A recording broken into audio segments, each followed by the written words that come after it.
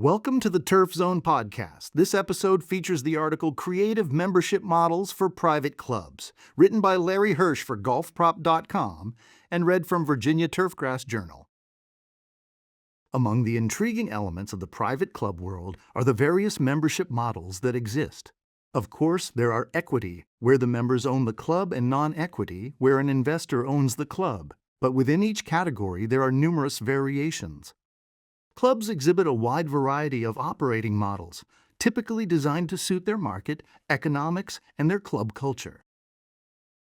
Of late, a lot of the news in the private club world has come from the newly developed, uber upscale clubs, often with entrance fees well into six figures or even seven. Some have a partial refundability element and, as one might expect, are very exclusive. However, of those I've encountered of late, I'd like to focus on a few I find intriguing as ways to help grow the game, encourage club membership, and broaden golf's appeal. Most contradict the concept of exclusivity that many clubs seek, but such exclusivity isn't always for the best, either economically or socially.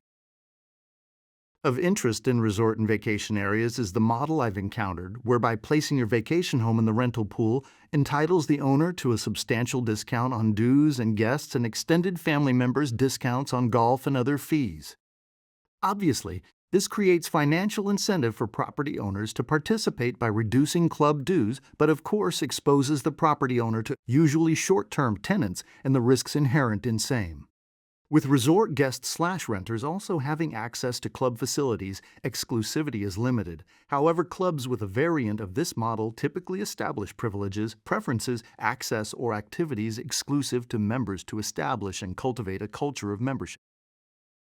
Among the more unique membership models I've recently heard about is one residential golf community club where resident members join the club but pay their initiation fee upon the sale of their home.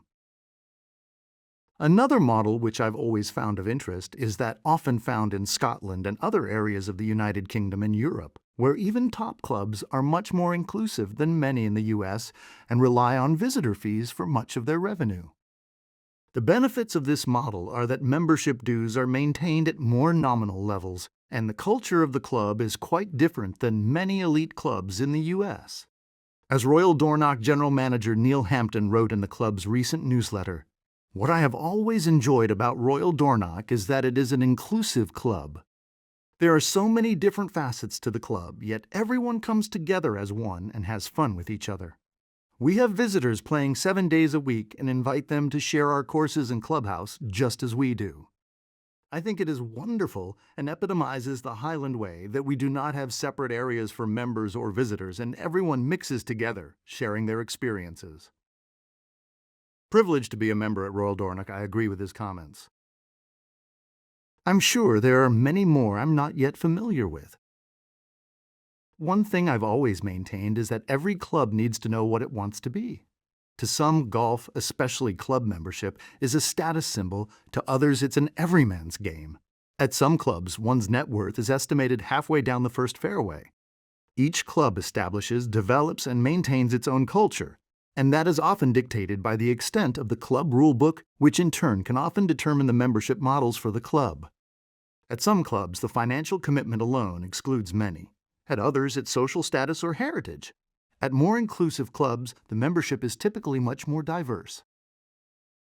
One of the most creative membership models more prominent in past years was the refundable deposit, where the member was entitled to the return of his entrance fee after a specified period of time or upon resignation based on certain conditions. While still available at some clubs, this option is quite sensitive for the club to economic fluctuations and fell out of favor in the pre-COVID period from 2000-2020 when the golf/club industry was experiencing challenging times. Whether this experiences a resurgence will be interesting to see.